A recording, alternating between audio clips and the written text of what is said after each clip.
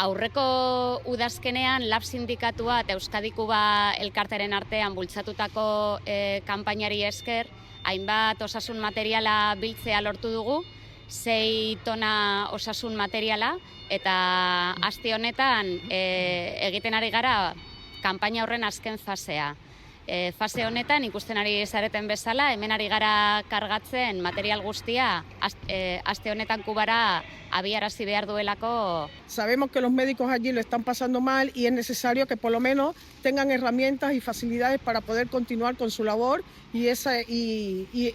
gesto tan lindo y solidario con el que se han formado para salvar vidas en nuestro país y en muchos países del mundo.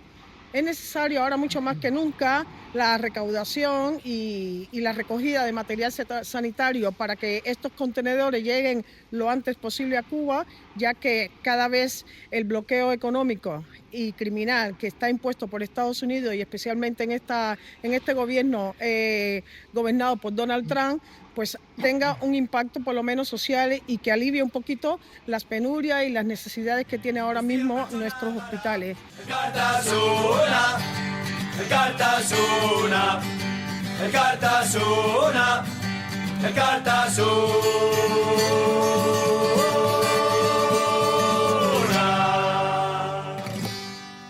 Une honetan, edozein ekimena internazionalista kriston garrantzia hartzen du, momentu honetan Kuba herria itotzen saiatzen ari direlako, eta Lab sindikatutik beti egongo gara injerentzia imperialistaren kontra eta Kubako herriaren alde,